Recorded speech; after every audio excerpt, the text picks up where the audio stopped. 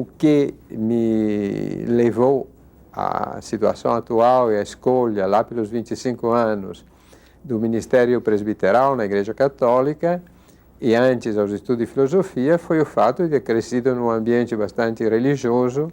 As nossas paróquias tinham um cuidado grande com a juventude. As paróquias italianas, em particular as paróquias de Milão, têm uma tradição forte nesse sentido desde o tempo de São Carlos Borromeo.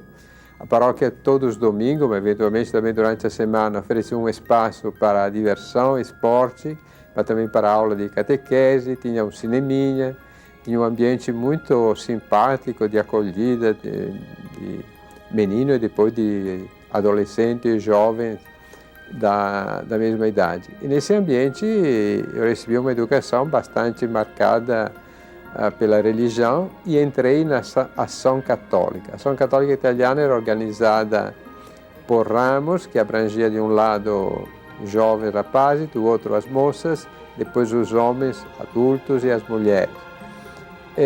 Essa Ação Católica mobilizava bastante, porque dava o sentido da militância, do trabalho na sociedade, e que poderíamos, de algum modo, transformar o mundo. Hoje eu olho talvez até com um pouquinho de sorriso, ou com um pouco de ironia, esse entusiasmo meio ingênuo, a ideia que se pudesse transformar o mundo. Na verdade, o mundo era muito mais complexo para que um movimento de jovens, ou um movimento católico que era bastante isolado no conjunto da sociedade, pudesse fazer grandes transformações. Mas, de qualquer forma, fomos educados a pensar numa presença ativa na sociedade, tanto do ponto de vista social e político, como do ponto de vista religioso. Difícil definir. Padre Alberto, sobretudo, se pode falar dele da sua coerência. Coerência entre modo de ser, entre prática de vida, entre discurso. Uma pessoa extremamente generosa, sem fazer alarde dessa generosidade. Extremamente culta, sem gabar-se dessa sua cultura. E, sobretudo, capaz de prestar atenção aos mínimos detalhes para fazer o bem a toda a comunidade.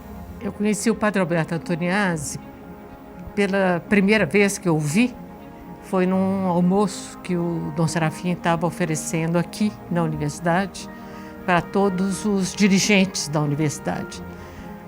Deve ter sido em 69, 70, 1969, 70. Eu já era diretora da Escola de Serviço Social, era muito jovem na época, e sentou-se perto de mim no almoço o Padre Arnaldo, que depois veio ser bispo, e ao lado dele sentou-se um padre jovem, que ele me apresentou como sendo um padre italiano. Foi a primeira vez que eu vi o Padre Alberto Antoniazzi.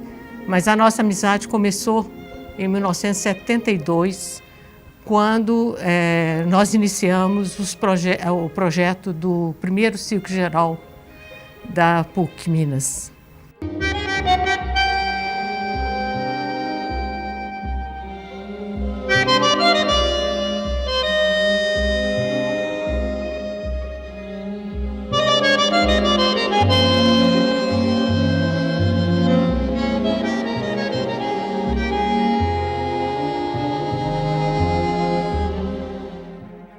A decisão do seminário foi, para mim, uma decisão na linha da continuação da ação católica. Ou seja, eu tinha consciência naquela época bastante clara de que, feliz ou infelizmente, a igreja era realmente conduzida pelos padres, pelo clero, e não pelos leigos. O laicato católico tinha uma posição que alguns chamaram de exército de reserva, de uma espécie de segunda linha, e de qualquer forma havia poucas oportunidades de aprofundamento da própria fé, por exemplo, da teologia, permanecendo no laicato. Não tive, nesse sentido, uma vocação sacerdotal, não era daqueles que, menino pequeno, celebra a missa fingindo de ser padre e colocando uma cadeira como altar com duas velas e um santinho. Não fui nunca muito sensibilizado para esse tipo de religiosidade. Também meu pai não me transmitiu, ou minha mãe, A família era bastante religiosa, mas meu pai, no fundo, era uma pessoa de empenho político e não de apostolado religioso. Também depois, como padre, nem sempre foi muito fácil, porque a maioria dos padres, na realidade, continuam sendo um pouco como o clero de antigamente, quer dizer, não valorizam realmente a comunidade cristã, não aceitam aquilo que para mim foi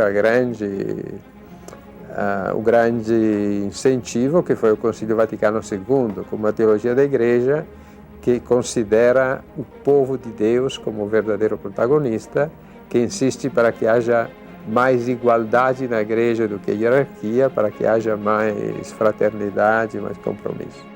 O padre Alberto Antoniazzi, ele sempre foi assim uma referência na vida de todos que o conheceram. O padre Alberto era um homem de uma extrema cultura, mas nunca usava só erudição, ele era um testemunho, né? Trabalhava assim para a igreja e todas as pessoas, foi numa época assim de renovação inclusive da igreja, pós-Concílio Vaticano II, e o padre Alberto, tudo aquilo que ele fazia nas comunidades, na universidade, nas várias funções que ele exerceu, ele parecia um pouco com o Papa Francisco hoje.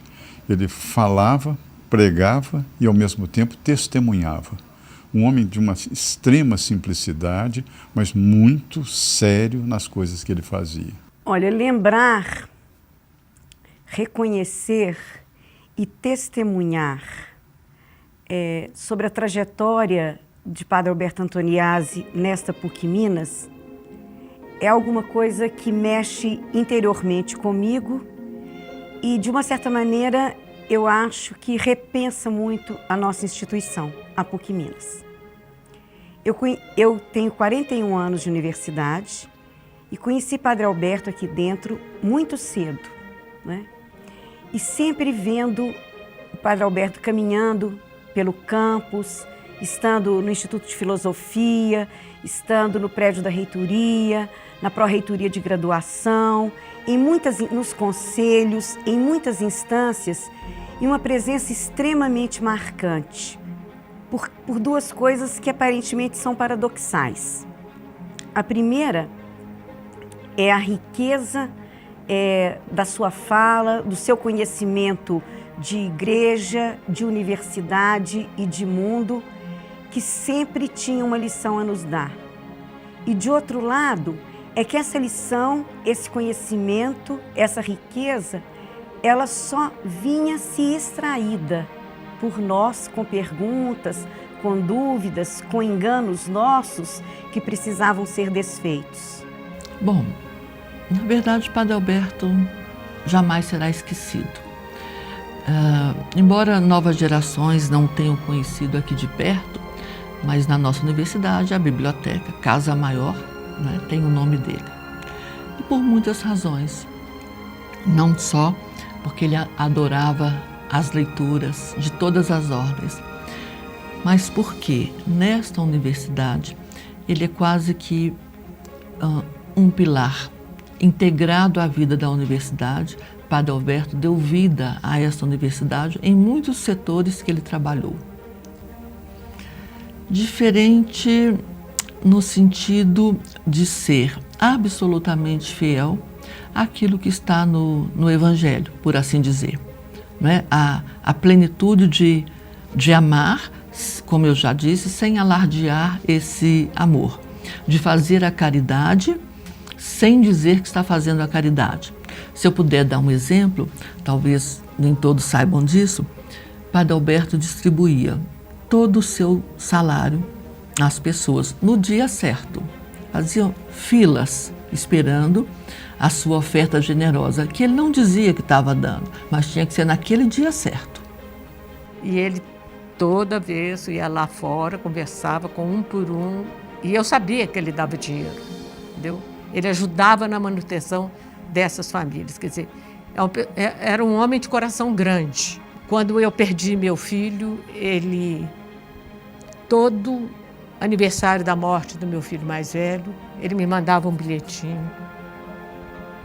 Quando eu fui vice-reitora da PUC, que ele já não estava mais trabalhando na administração superior, quando eu entrava na minha sala, tinha sempre um horóscopo em cima da minha mesa. Ele passava de manhã, mais cedo do que eu chegava, e deixava o horóscopo do dia para mim, de Câncer. E sempre sublinhado assim, nas qualidades negativas do Câncer, é claro, né? Pessoa que fala muito, pessoa que fala sem pensar, que é muito impulsiva. E ele deixava isso tudo assim bem grifado em cima da mesa.